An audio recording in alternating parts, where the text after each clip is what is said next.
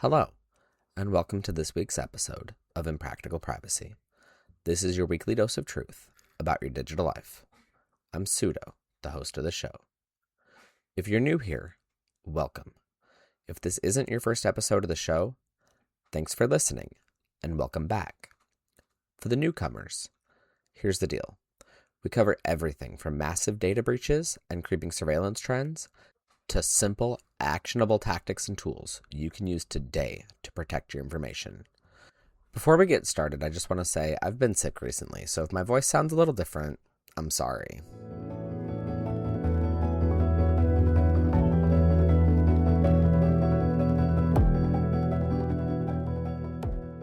It's another cold, gray day here. The kind of day where the rain isn't really falling, just kind of hanging in the air, soaking into everything. The forecast calls for staying indoors, logging on, and remembering that the screen is a two-way street. I was at the convenience store the other day, one of the few independent ones left in my town. The kind that smells like fried grease, pine sol, and damp newsprint. I was buying a lukewarm energy drink. Total cost, $2.80. I pulled out a $5 bill. The kid at the register looked like I had just handed him a live fish. He sighed, looked for a manager, tapped a few buttons, and finally the drawer popped open with a reluctant, rusty clunk. As I walked out with my change, I saw a sign taped to the door of a trendy cafe next door. Card only, no cash accepted. That sign isn't just a policy, it's a declaration of war. We've spent the last few weeks locking down your digital life. We talked about the spy in your pocket. We talked about the spy in your driveway. We've even covered the spy in the sky. But today, we're talking about the spy that lives in your wallet. We're talking about the war on cash. So, put your wallet in actually, keep your wallet out. You're going to need it. Let's dive in. If you look at the landscape of modern finance, you might think the death of physical currency is inevitable. A natural evolution towards convenience, like streaming replacing DVDs, which I'm still upset about, but that's another topic for another day. Back to finance. When you peel back the layers, as we're going to do today, you realize this isn't evolution, it's engineering. It's a systematic slide towards a surveillance state that tracks not just what you buy, but who you are. We're going to deep dive into this today in 4 parts. The attack vector, the new architecture, the global battlefield, and the countermeasure. So, put your wallet on the table, take a look at your cards, and let's see if we can't get you some more privacy in your purchases. Let's start by dismantling a myth. The myth is that when you pay with a card, the only thing the bank sees is the total amount. I spent $50 at Walmart. That is technically true, but it's functionally false. When you tap your card, you're initiating a complex handshake across the payment rails. Your data travels from the merchant to the acquirer, the merchant's bank, to the network, Visa, MasterCard, or whoever, to the issuer, your bank. At every single hop in that chain, data is siphoned off. This is the metadata leakage. Time and location. They know exactly when you bought that coffee. They know exactly which store you were in. As we've discussed in previous episodes that have talked about pattern of life analysis, if I know where you are at 8 a.m., at 12 p.m., and at 6 p.m. every day, I don't need your name. I know who you are. The merchant category code. This is the killer. Every business has a 4-digit code that describes what they do. 5411 is a grocery store. 5813 is a bar. But it gets granular. There are specific codes for political organizations, specific codes for religious bookstores. Recently, there was a massive controversy over the creation of a specific MCC for gun and ammunition stores. Previously, gun stores were just sporting goods, but now, with a specific code, banks can flag and theoretically block transactions based purely on the type of store. If you buy a safe to store your legal firearms, that gets flagged under the gun store MCC. If you buy a t-shirt at a gun range, flagged. This allows financial institutions to build a risk profile on you based on your constitutional rights. And because the data is private, you have no due process to challenge it. But the rabbit hole goes deeper. Visa and MasterCard aren't just payment processors anymore. They're data companies. Visa's Spending Momentum Index is a product they sell to hedge funds, giving them real-time insight into the economic health of the country based on your swiping habits. They strip your name, aggregate the data, and sell it. But as we know, anonymized data is a lie. If I have your location history from your car, which we talked about last week, and your transaction history from your bank, I can re-identify you in seconds. Just when you thought it couldn't get more invasive, let's talk about biometric payments. Have you seen the Amazon One scanners at Whole Foods? It's a little device that you hover your hand over. It scans your palm print and the vein patterns inside your hand to authorize a payment. Pay with your palm, they say. It's so convenient, no phone needed. Let's look at the privacy policy for Amazon One. They collect palm data, images of your palm and vein structure. They say they don't sell this data to third parties. Great. But they do retain it. And they state they will keep it for as long as you use the service or up to 2 years after your last interaction. Here's the problem with biometric payments. You can't change your password. If your credit card number gets stolen in a breach, like any of the breaches recently, you call your bank, they cancel the card, and send you a new plastic square in the mail. Problem solved.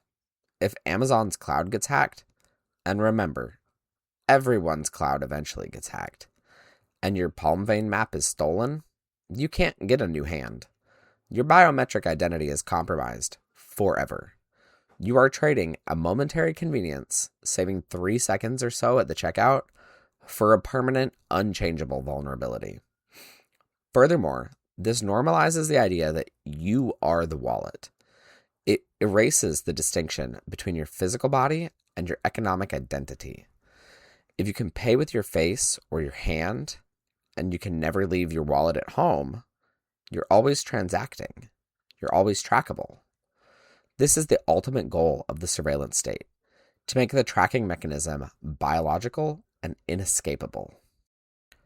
If cash is the decentralized protocol and credit cards are the tracking protocol, what's the end game? It is the CBDC, or the Central Bank Digital Currency. Right now, over 100 countries are exploring or developing CBDCs. The marketing pitch is always financial inclusions and faster settlements. But the reality is programmability. Let's look at the surveillance coin model. The prime example here is China's ECNY, their digital yuan. It's not just digital money, it's code, and code can have rules. In China, they have already experimented with expiration dates on money. Imagine the government issues a stimulus check, but the code says this money must be spent by October 1st, or it vanishes. They can force velocity into the economy. You cannot save, you cannot hoard, you must spend. But it gets darker. Imagine money that is geofenced. Code that says this money can only be spent within a 5-mile radius of the user's registered home address. Or code that enforces social engineering. This user has already purchased their weekly ration of alcohol or meat or fuel. Transaction declined. This isn't science fiction. The technology exists. Programmable money allows the issuer to control not just the supply of money, but the conditions of its use. Contrast that with the freedom coin model. For a digital dollar to respect liberty, it must replicate the advantages of cash: private, permissionless, and a bearer instrument. What does bearer instrument mean? If you don't know, I got you. It means if I hold the token, I own the value. I don't need a server to validate it for me. It means offline digital cash. There are proposals for this. Store value on a smart card or phone that can transact via NFC without an internet connection. But let's be honest, Governments hate this. They want KYC, know your customer, and AML, anti-money laundering compliance, on everything. They terrify the public with stories of terrorist financing and drug money to justify total surveillance. But as we know, the biggest money launderers in the world aren't guys with suitcases of cash. They are the massive international banks paying fines as a cost of doing business. The push for a CBDC is the final stage of the war on cash. If successful, it removes your ability to opt out of the system. It creates a direct line between the Federal Reserve and your pocket, bypassing the commercial banks and removing the last layer of privacy. Now, you might think, well, pseudo, this is inevitable. The whole world is going digital. Actually, that's not true. If we look at the global map, we are seeing a fascinating divergence in 2025. While the US drifts towards corporate surveillance, Europe is actually fighting back. Let's look at Sweden. For years, Sweden was the poster child for the cashless society. You couldn't buy a bus ticket with cash. Even homeless shelters accepted card payments. But then, something changed. Sweden's central bank looked at the geopolitical situation. They looked at the war in Ukraine. They looked at the rise of cyber warfare. And they realized a cashless society is a defenseless society. If the power grid goes down, or if a state actor hacks the banking SWIFT system, a cashless nation collapses in hours. Sweden is now reversing course. They're implementing mandates for major banks to provide cash services and ensure cash distribution infrastructure remains intact. This is a resilience primitive. Cash is the backup generator for the economy. But other countries are going even further. They aren't just treating it as a backup. They're treating it as a human right. Let's look at Slovakia. In a move that shocked the EU technocrats, Slovakia amended their constitution to include the, quote, right to use cash. Article 39A explicitly guarantees the issuance of cash as legal tender and the right of citizens to use it. Why? Because they saw the digital euro coming, and they saw it as a threat to their sovereignty and privacy. Austria and Slovenia are considering similar constitutional protections. These nations understand that cash is the only check on the power of the central bank. Meanwhile, in the United States, the battle is messier. We have a patchwork of state laws. States like New Jersey, Massachusetts, and Colorado have laws requiring businesses to accept cash, but enforcement is weak. However, there is hope on the federal level. The Payment Choice Act of 2025, S.2326, has been introduced into the Senate. This bill would make it a federal requirement for brick-and-mortar businesses to accept cash for transactions under $500. It's a bipartisan bill. It frames cash acceptance as not just a privacy issue, but an equity issue. Because who gets hurt most by the cashless stores? The unbanked, the elderly, the poor. When a fancy salad shop in San Francisco says no cash, they're effectively putting up a sign that says rich people only. It's digital redlining. Okay, we can't just talk about the future of money without talking about cryptocurrency. For a long time, the crypto community shouted, Bitcoin will save us. It's decentralized. I have to be the bearer of bad news, pun intended. Bitcoin is not private. Bitcoin is a public ledger. Every transaction you make is written to a global chalkboard that anyone can read forever. If you pay for a VPN subscription with Bitcoin and you use a wallet that's linked to your real identity, which it is if you bought it on Coinbase or Kraken, you just created a permanent, unerasable link between your identity and that service.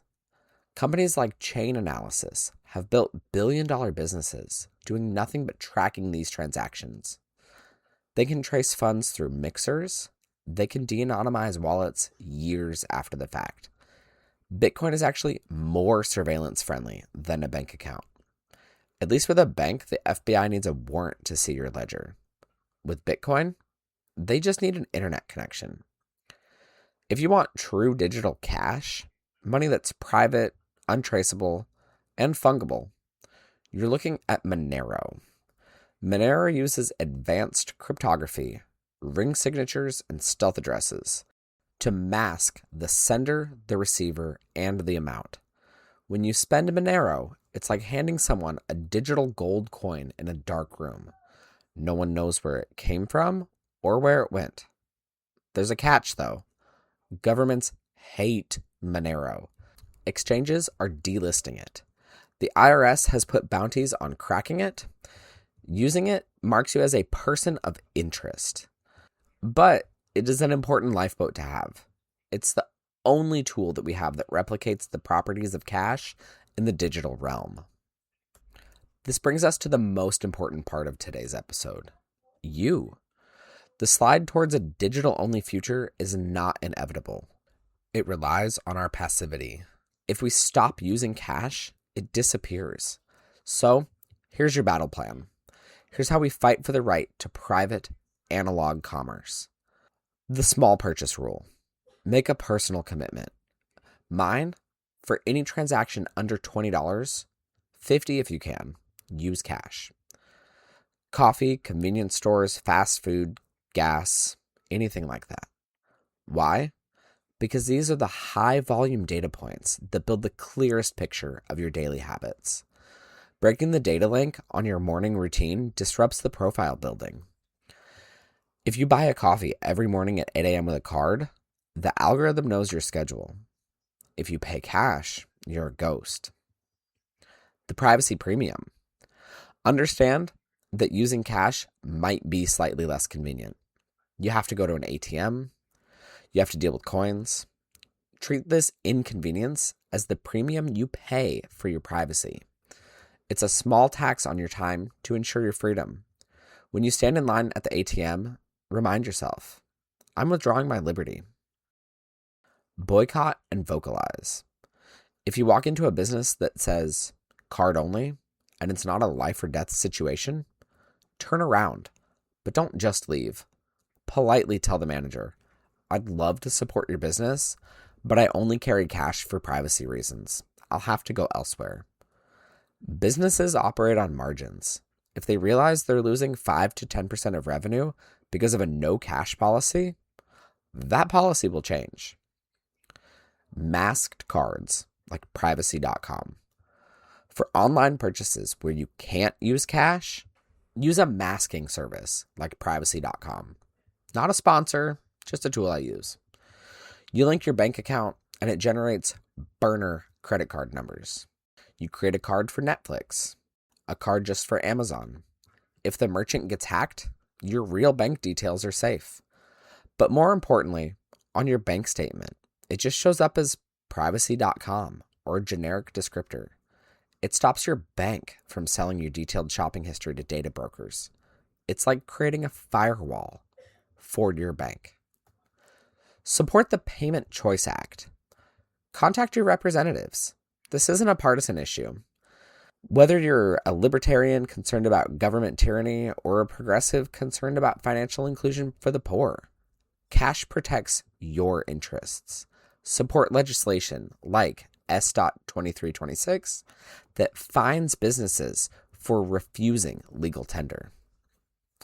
Keep a resilience fund. Keep cash at home. Not just a few days, but enough to survive a week or so of systemic failure. If the power grid goes down or a cybersecurity attack hits the banking sector, like we saw with the CrowdStrike outage or the AT&T outages, cash is the only thing that works. By holding cash, you're voting for its existence. You're acting as your own central bank. The gift card laundromat. Here's an impractical tip for you. If you want to buy something online anonymously, go to a grocery store. Pay cash for a Visa or MasterCard gift card. Use that card to make your online purchase. Now you have effectively converted physical cash into digital currency without a KYC check. Note that some sites do block prepaid cards, but many still accept them. It is a game of cat and mouse. We're standing at a crossroads. One path leads to a frictionless, high-efficient digital prison where every purchase is a vote of conformity.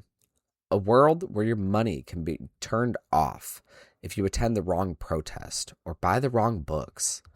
The other path, the path of cash, is messy, analog, and sometimes inconvenient.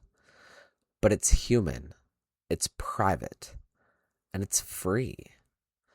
The dollar bill in your pocket isn't just currency. It's a permission slip that you signed for yourself. It works when the power's out. It works when the internet's down. It works when the government is angry at you. Don't let them take it away. Be the guy at the convenience store with the $5 bill. Be the problem customer that refuses to scan his palm. Be impractical. I'm Pseudo, and this is Impractical Privacy. Stay skeptical, stay safe, and keep some dollar bills in your pocket. Oh, and before you go, why did the ATM break up with the bank? Because it lost interest, and they couldn't find any common sense. I'll see you next week.